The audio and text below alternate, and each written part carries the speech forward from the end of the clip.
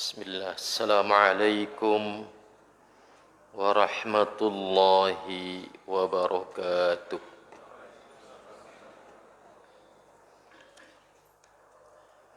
Innal hamdalillah nahmaduhu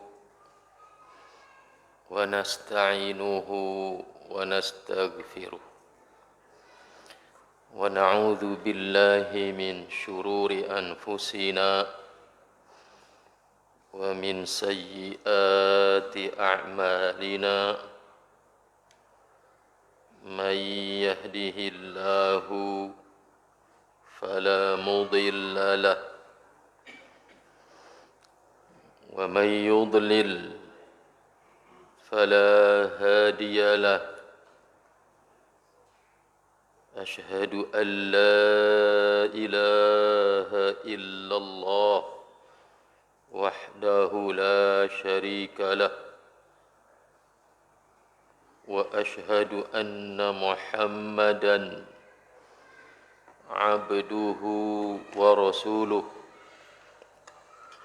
اللهم صل وسلم على محمد وعلى آله وأصحابه ومن تبعهم بإحسان إلى يوم الدين أما بعد فإن أصدق الحديث كتاب الله وخير الهدي هدي محمد صلى الله عليه وسلم وشر الأمور محدثاتها وكل محدثة بدعة وكل بدعة ضلالة وكل ضلالة في النار. Saudaraku, para bapak, para ibu, hadirin hadirat, ikhwatal iman yang saya muliakan, a'azzani Allah wa iyyakum. Alhamdulillah, kita panjatkan puji syukur kehadirat Allah Subhanahu wa taala atas segala nikmat yang telah Allah karuniakan kepada kita semua. Selanjutnya, salawat dan salam kita mohonkan kepada Allah Subhanahu wa taala agar senantiasa dilimpahkan dan dicurahkan kepada junjungan kita Rasulullah Nabi Muhammad sallallahu alaihi wasallam beserta keluarga beliau, para sahabat beliau, dan orang-orang yang mengikuti mereka dengan baik sampai hari kiamat nanti. Saudaraku, ikhwatal iman, hadani Allah wa iyyakum. Kita masih bersama Mukhtasar Ighathah Al-Lahfan, dan pada pertemuan kali ini kita berada di halaman 22, Al-Wajhu At-Tasi'u. Beliau, Al-Imamu Ibnul Qayyim Al-Jauziyah rahimahullah berkata, kata beliau, Al-Wajhu At-Tasi'u, wajah yang ke-9, annal abda la ya'lamu maslahataka, bahwasannya seorang hamba itu dia tidak mengetahui apa yang maslahat buat engkau, hatta yu'arrifahu Allah Ta'ala iyyaha, sampai Allah memberitahukan kepadanya tentang kemaslahatan itu. Wala yaqdiru ala tahsiliha laka, dan seorang hamba siapapun dia tidak akan mampu untuk menghasilkan kemaslahatan itu untukmu hatta yuqaddirahu Allah, hatta yuqdirahu Allah, hatta yuqdirahu Allah 'alaiha, sampai Allah menjadikan dia mampu atas untuk mendapatkan kemaslahatan itu untukmu. Wala yuridu dzalika, dan dia tidak akan memiliki iradah tentang itu hatta yakhluqallahu fihi iyyaha, hatta yakhluqallahu fihi iradatan wa masyiatan, sampai Allah menciptakan iradah dan masyiah pada diri orang itu, pada diri hamba itu.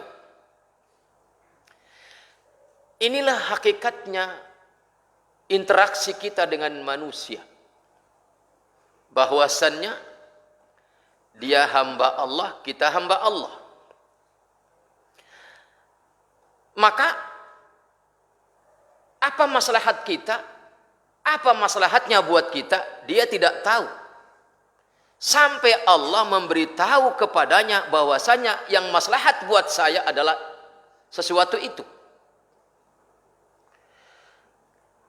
Pun kalaupun dia sudah tahu apa yang maslahat buat kita, maka belum tentu dia mampu mendatangkan maslahat yang dia ketahui itu adalah maslahat buat kita.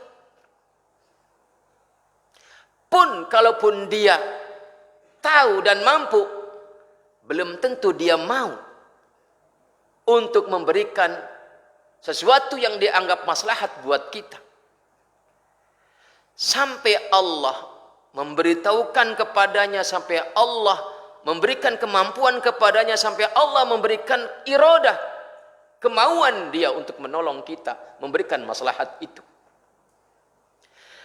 Artinya ikhwatal iman, narasi ini ingin mengantarkan kepada kita bahwa fa'adal amru kulluhu liman ibtada'a minhu, bahwasannya segala urusan kita itu adalah kembali kepada zat yang sumber segala sesuatu itu.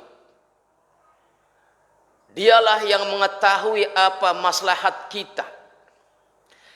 Dialah yang mampu menghasilkan apa maslahat buat kita. Dialah yang menciptakan iradah sehingga kita bisa memberikan maslahat itu kepada orang lain. Fa'adal amru kulluhu liman ibtada'a minhu wa huwa alladhi biyadihil khairu kulluh, yaitu dialah zat yang di tangannya lah segala kebaikan itu berada. Wa ilaihi yarji'ul amru kulluhu, dan kepadanya lah kembali segala perkara.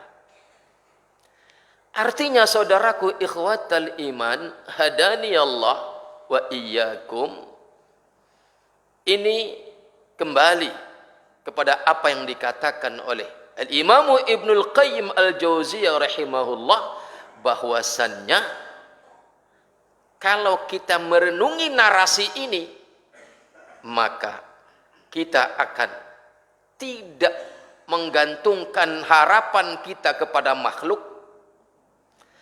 ya, dan kita tidak akan menggantungkan hati ini kepada makhluk yang kita menginginkan manfaat daripadanya.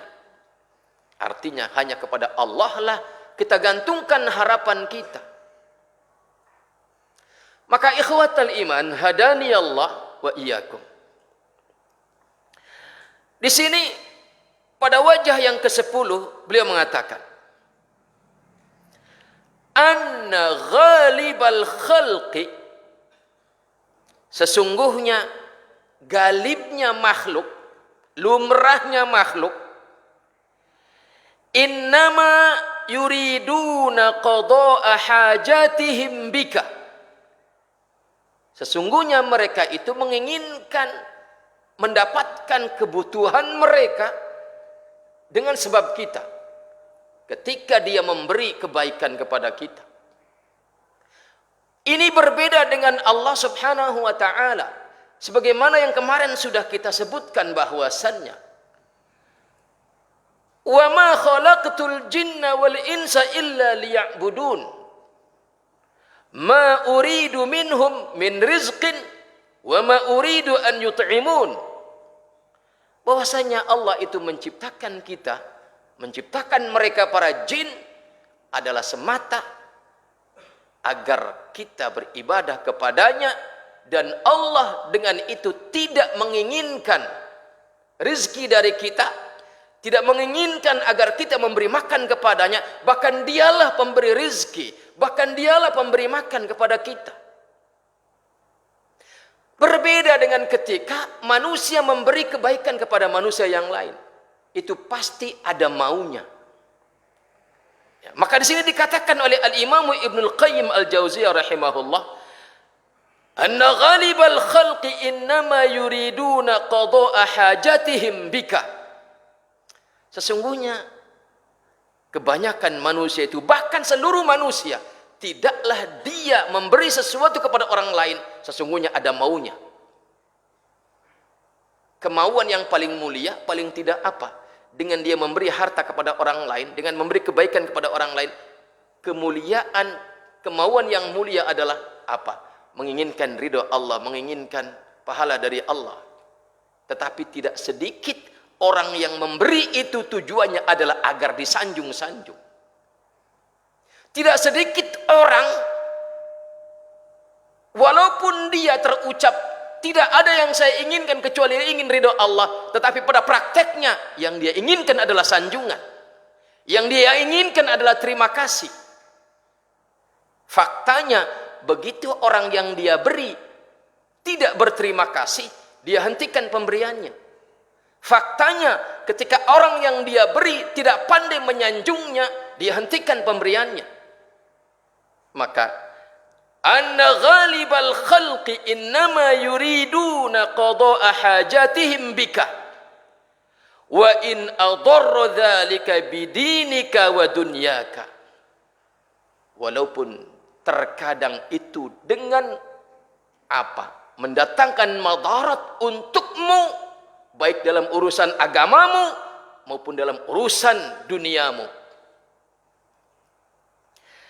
Fahum innama gharaduhum qada'u hawaijihim. Maka sesungguhnya hanyalah tujuan mereka memberi itu adalah qada'u hawaijihim, ingin memenuhi kebutuhan mereka.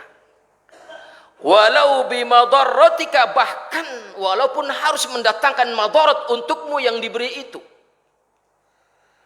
Warabbu ta'ala, sedangkan Rabb kita, Rabbul Izzah, Rabbul Alamin, innama yuriduka laka wa yuridul ihsana ilaika laka la limanfaatih. Sesungguhnya apa yang Allah berikan kepada kita berupa kebaikan, yang kebaikan itu tidak pernah lepas daripada kita. Setiap tarikan nafas dan hembusan nafas kita, di sana ada ihsannya Allah, di sana ada kebaikan Allah. Tidak ada yang Allah inginkan dengan semua itu, kecuali yang Allah inginkan adalah wa yuriduka laka, yang dia inginkan adalah keinginan kebaikan untukmu, dan yang dia inginkan adalah ingin berbuat baik kepadamu, untukmu, kebaikan untukmu, la limanfaati, bukan untuk kemanfaatan Allah Subhanahu wa taala. Wa yuridu daf'ad darari anka, bahkan pada saat yang bersamaan dengan itu Allah juga menginginkan menyingkirkan bahaya dari engkau. Fa kaifa tu'alliqu amalaka wa raja'aka wa khaufaka bighairi. Maka pertanyaannya, jika demikian, maka bagaimana engkau gantungkan harapanmu, engkau gantungkan angan-anganmu, harapanmu, dan engkau gantungkan rasa takutmu justru kepada selain Allah subhanahu wa ta'ala. Ikhwatal iman, hadani Allah wa iyyakum. Artinya bahwasannya kita di dalam menjalani kehidupan yang memang kehidupan ini harus berinteraksi dengan orang lain, maka berinteraksilah dengan mereka yang kemudian di dalam interaksi itu ada dinamika harapan, ada dinamika rasa khawatir, rasa takut. Maka gantungkan semua itu hanya kepada Allah subhanahu wa ta'ala. Sebagaimana kemarin sudah disebutkan dalam sebuah hadis yang diriwayatkan oleh Al-Imamu Ibnu Majah, bahwasannya ada seorang lelaki yang datang kepada Rasul dan dia bertanya, "Ya Rasulullah, dullani ala amalin." Wahai Rasul, tunjukkanlah kepadaku sebuah amalan. Idza amiltuhu, yang apabila aku mengamalkan amalan itu, ahabbani Allah wa ahabbani an-nas. Yang apabila aku amalkan amalan tersebut, maka Allah mencintai aku dan manusia mencintai aku. Maka Nabi menjawab, izhad fid dunya yuhibbakallah wajhad fima 'indan nas yuhibbakan nas. Kata Nabi, zuhudlah terhadap dunia, maka Allah akan mencintaimu. Dan zuhudlah kepada apa yang ada pada orang lain, maka manusia akan mencintaimu. Termasuk apa yang ada pada orang lain itu adalah sanjungan buat kita. Rasa terima kasih mereka, ucapan terima kasih buat kita. Ini adalah ma'indan nas, maka fazhad, zuhudlah terhadap semua itu. Yuhibbakan nas, maka manusia akan mencintaimu. Bahkan Umar bin Khattab radhiyallahu anhu mengatakan, kata beliau, innaka lam tanal amal al-akhirah. Kata beliau, sesungguhnya engkau tidak akan bisa mendapatkan amalan akhirat bisyai'in, dengan sesuatu amalan yang afdalu minaz zuhdi fid dunya, yang lebih afdal ketimbang zuhud terhadap urusan dunia. Artinya, ikhwatal iman, hadani Allah wa iyyakum, amalan kemuliaan yang menghantarkan kepada kemuliaan akhirat, tidak ada yang lebih utama, tidak ada yang lebih afdal ketimbang amalan yang bernama az-zuhdu fid dunya. Maka gantungkan amalmu, yaitu angan-anganmu, gantungkan rojakmu, pengharapanmu, gantungkan rasa takutmu hanya kepada Allah subhanahu wa ta'ala. Selanjutnya, kita masuk kepada bab baru, yaitu al-babus sabi', bab yang ketujuh. Beliau mengatakan, yani musannifu hadzal kitab mengatakan, fi anna al-Qur'ana mutadamminun li adwiyatil qalbi wa ilajihi min jami'i amradih. Bahwasannya sesungguhnya di dalam Al-Quran itu terkandung berbagai macam obat hati dan menjadi pengobat atau penyembuh dari segala penyakit hati. Beliau mengutip firman Allah subhanahu wa ta'ala, ya ayyuhan nasu qad ja'atkum maw'idhatum min rabbikum wa shifaa'un lima fis sudur. Yang artinya, wahai sekalian manusia, telah datang kepada kalian sebuah mau'izah yang datang dari Rabb kalian, wa syifaa'un, dan penawar lima fis sudur, terhadap segala apa yang ada di dalam hati, di dalam dada-dada manusia.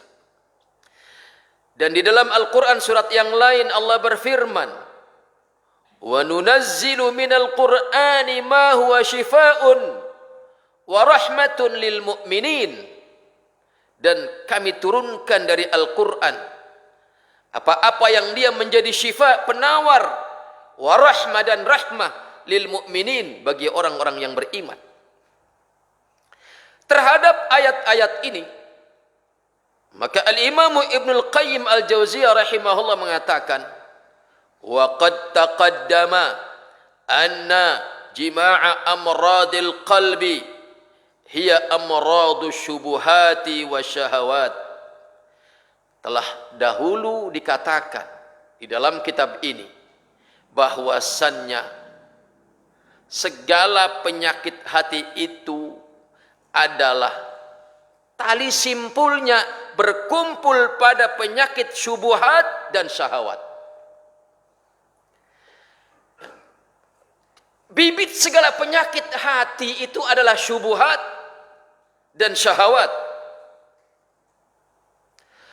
Wal Qur'anu syifaa'un lin naw'aini, dan Al-Qur'an itu obat bagi kedua penyakit ini. Fafihi minal bayyinati wal barahin al-qat'iyyah ma yubayyinul haqqa minal batil. Yang mana di dalam Al-Quran itu ada al-bayyinat wal barahin, ada penjelasan-penjelasan, ada dalil-dalil yang kokoh yang menjelaskan mana yang hak, mana yang batil. Maka dengan itu fatazula amradu syubahi al-mufsidati lil ilmi wat tasawwuri wal idrak.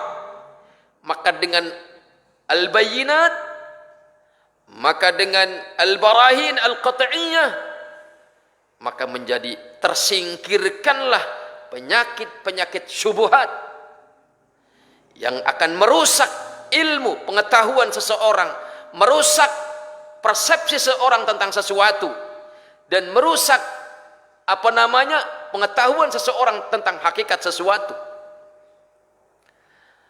Karena betapa hari ini syubhat begitu bertebaran, bahkan dia datang begitu tiba-tiba di hadapan kita melalui berbagai macam media. Syubhat, yang dengan syubhat itu kemudian yang batil seolah dia menjadi hak karena polesan, dan kemudian yang hak seolah menjadi batil karena polesan. Itulah syubhat. Maka dengan kita memiliki pengetahuan yang cukup dari Al-Quran, dari As-Sunnah, maka penyakit syubhat ini akan tersingkirkan dari diri kita. Bihaitsu yaral asya'a 'ala ma hiya 'alaih, sehingga dia melihat sesuatu itu sesuai dengan apa yang realitanya. Walaysa tahta adimis sama'i kitabun mutadamminun lil barahini wal ayati 'ala al matalib al 'aliyah.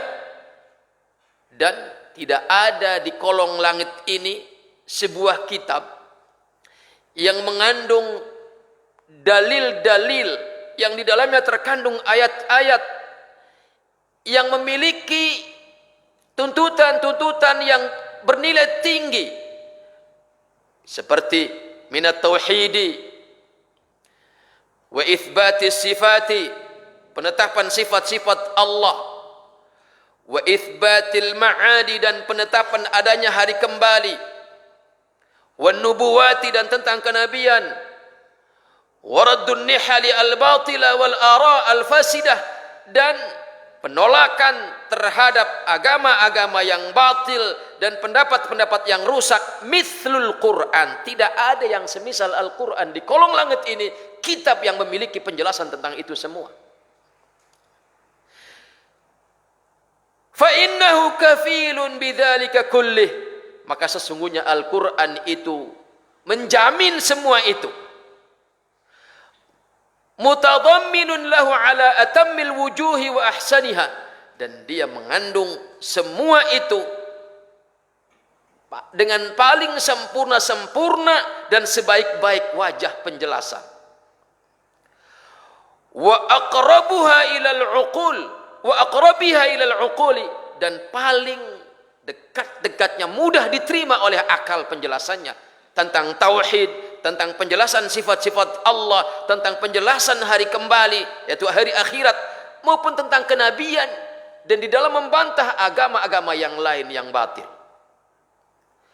Wa afsahiha bayanan, dan paling fasih di dalam memberikan penjelasan. Fa huwa syifa'u 'ala al-haqiqati min adwa'is syubah, maka pada hakikatnya Al-Quran itu adalah asyifa, penawar dari berbagai macam penyakit syubhat, wasyukuk, dan keraguan. Walakin dzalika mauqufun ala fahmihi wa ma'rifatil muradi minhu, akan tetapi semua itu fungsi bahwa Al-Quran itu adalah syifaun, sebagai penawar dari berbagai macam penyakit syubhat dan keraguan, itu adalah berbanding lurus seberapa benarnya pemahaman orang itu terhadap Al-Quran. Dan pemahaman yang benar terhadap Al-Quran itu adalah pemahamannya Rasulullah dan para sahabatnya. Maka ikhwatal iman, hadani Allah wa iyyakum, dengan pemahaman yang benar terhadap Al-Quran, maka disitulah Al-Quran akan menjadi syifa, penyembuh, penawar bagi penyakit-penyakit syubhat.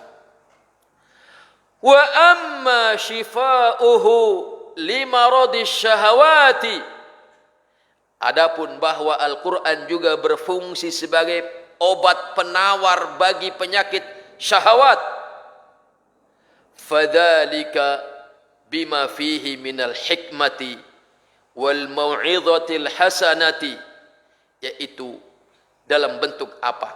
Dalam bentuk di dalam Al-Quran itu ada hikmah. Di dalam Al-Quran itu ada mau'izah hasanah, bitarghibi wat tarhib, wat tazhidi fid dunya, wat targhibi fil akhirah, wal amthali wal qasasi allati fiha anwa'ul ibar wal istibsar, yaitu dengan cara apa? Di dalamnya ada targhib, motivasi-motivasi untuk mengejar kebaikan-kebaikan dunia dan akhirat. Di dalamnya ada tarhib, semacam agar kita menjadi takut dari keburukan-keburukan dunia dan akhirat.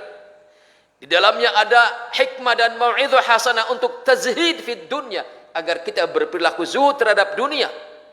Wa targhib fil akhirah, di dalamnya ada motivasi agar kita mencintai kehidupan akhirat. Wal amthal wal qasas, dan di dalam Al-Quran ada berbagai macam permisalan dan kisah-kisah yang di dalamnya ada banyak pelajaran.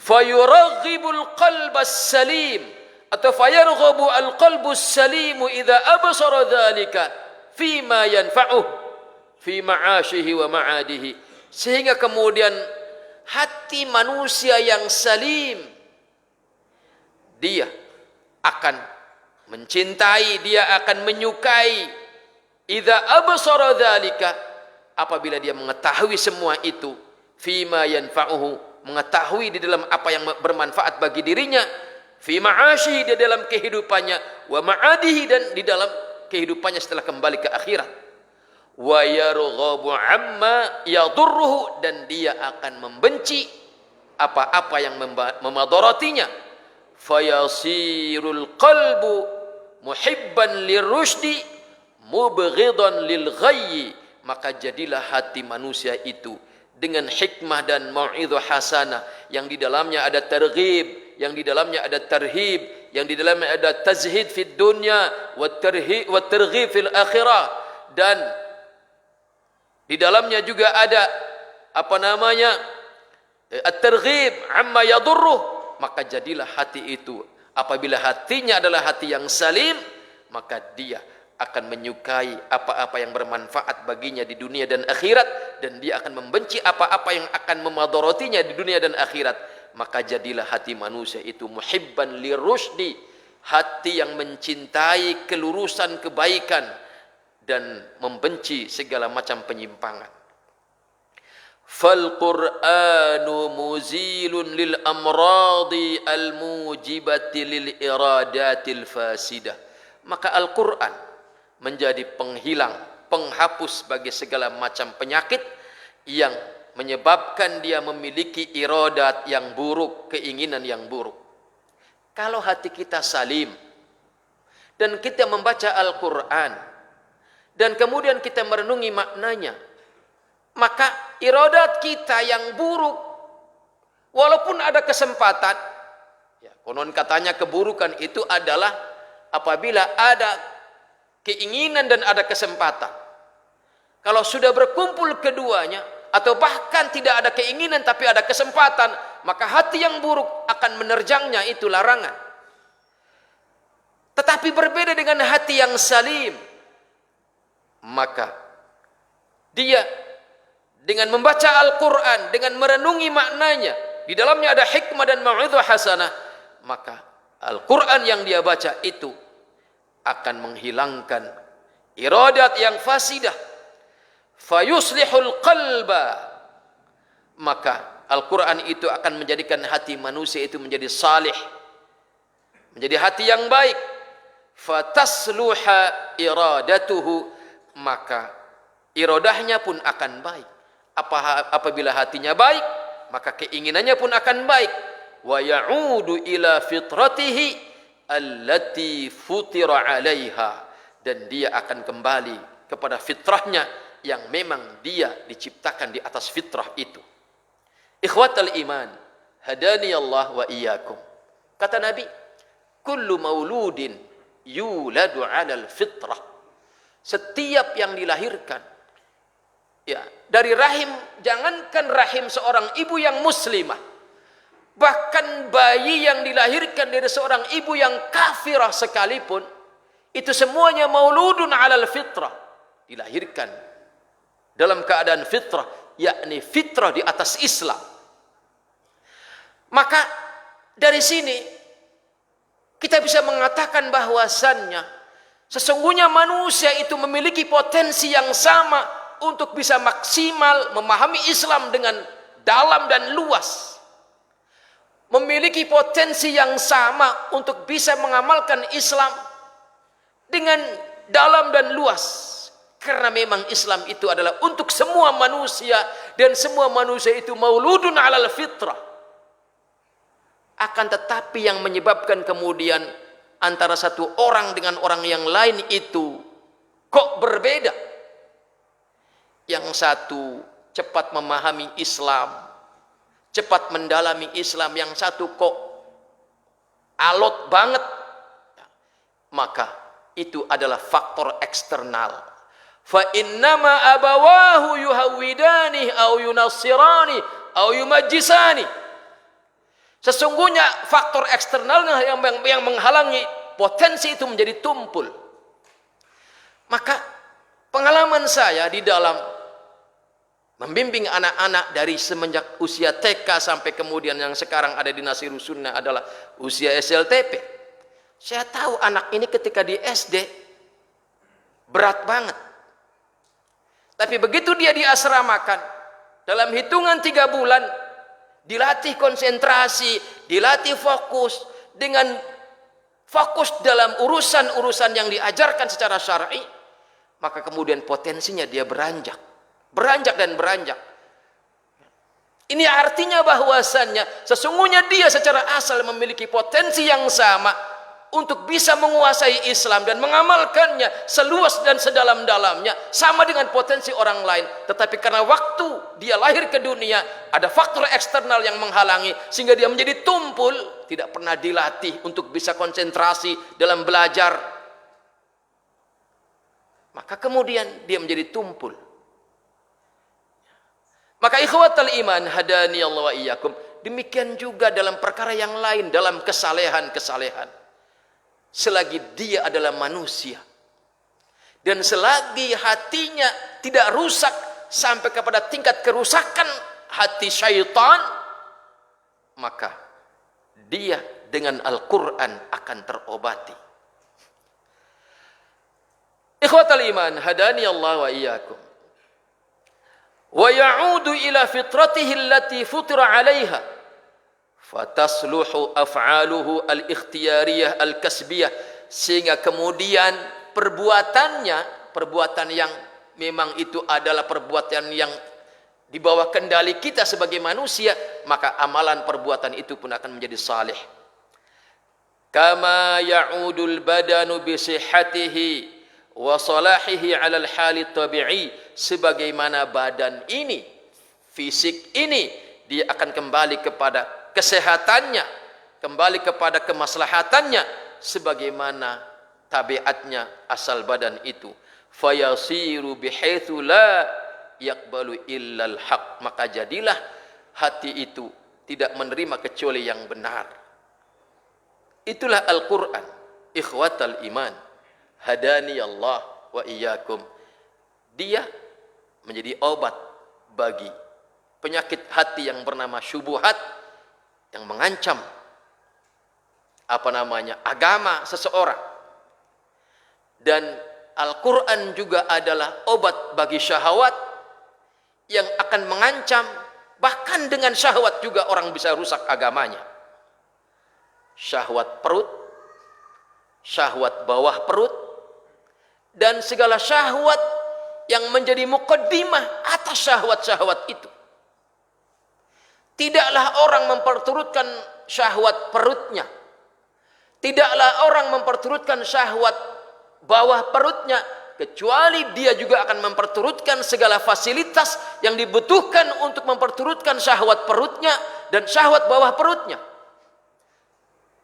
Fasilitasnya, apakah itu jabatan, apakah itu harta, ataukah yang lain. Maka betapa banyak orang demi syahwat perutnya, betapa banyak orang demi syahwat bawah perutnya, dia akan melakukan berbagai macam keburukan.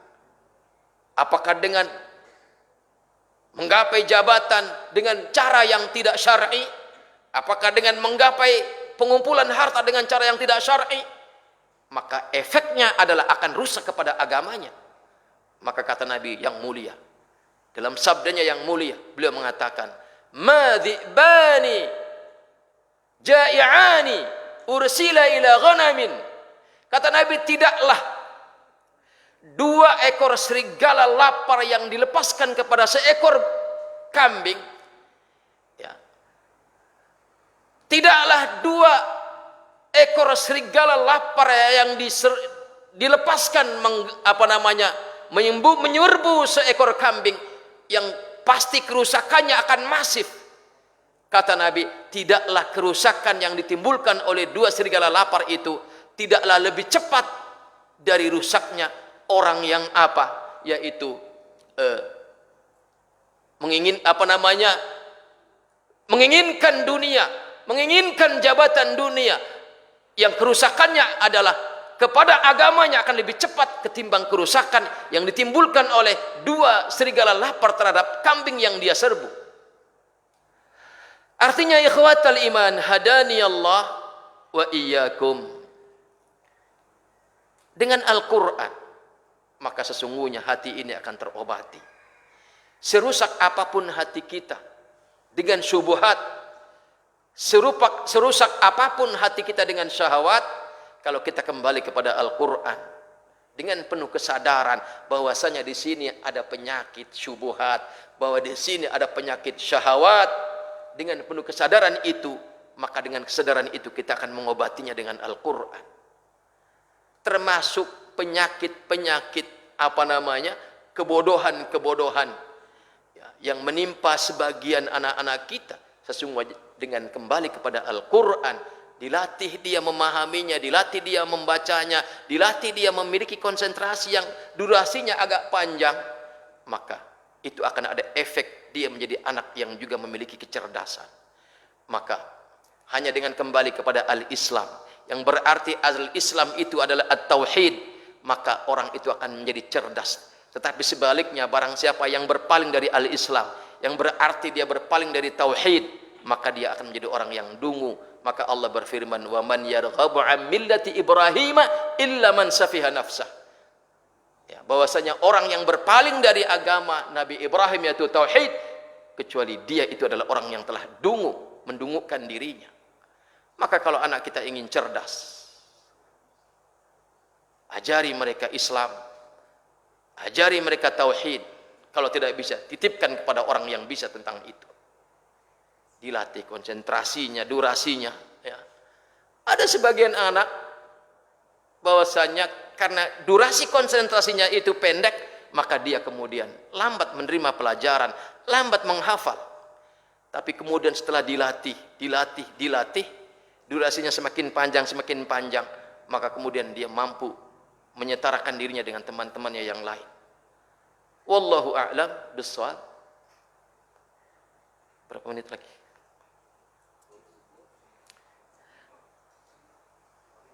5 menit. Iya. Baik. Ikhwatal iman, hadani Allah wa iyyakum. Maka di sini saya ingin mengatakan bahwasannya sesungguhnya syubhat, penyakit hati dan syahwat penyakit hati, yang tingkat kerusakan yang ditimbulkan itu adalah bukan hanya masalah urusan dunia semata, bahkan lebih daripada itu. Sesungguhnya ujung daripada penyakit tidak hanya syubhat, bahkan syahwat pun akan merusak urusan agama seseorang. Maka kata kuncinya adalah agar kita bisa mengendalikan diri dan menyembuhkan diri dari berbagai macam penyakit itu adalah dengan mengobatinya dengan Al-Quran. Dan Al-Quran itu mengajari kita agar kita zuhud. Zuhud terhadap dunia.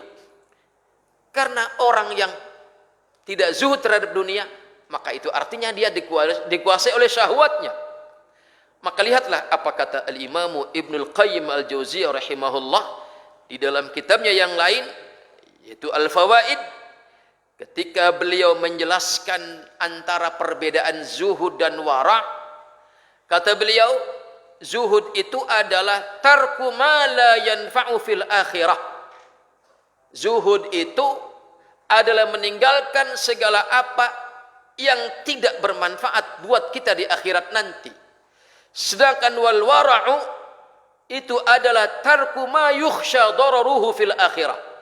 Wara' itu adalah meninggalkan apa-apa yang dikhawatirkan, apa-apa yang ditakutkan mendatangkan madarat di akhirat. Ketika beliau menjelaskan perbedaan kedua perkara ini, kemudian beliau mengatakan, wal qalbu al mu'allaq bisyahawat la yasluhu lahu zuhdun wala wara'un. Hati yang terpaut dengan syahwat, hati yang dikungkung oleh syahwat, dia tidak akan bisa zuhud dan dia tidak akan bisa wara'. Padahal zuhud itu adalah meninggalkan apa yang tidak bermanfaat untuk urusan akhiratnya, dan wara' itu adalah meninggalkan apa yang dikhawatirkan mendatangkan madarat di urusan akhiratnya. Dan orang yang hatinya terpaut dengan syahwat, hatinya yang dikuasai oleh syahwat, dia tidak akan bisa zuhud dan dia tidak akan wara'. Maka hatinya menjadi hati yang sakit, dan bahkan boleh jadi dia sudah menuju kepada sekarat. Na'udzubillahi min dzalik. Wallahu a'lam bishawab. Subhanakallahumma bihamdika asyhadu an la ilaha illa anta astaghfiruka wa atubu ilaik. Assalamualaikum warahmatullahi wabarakatuh.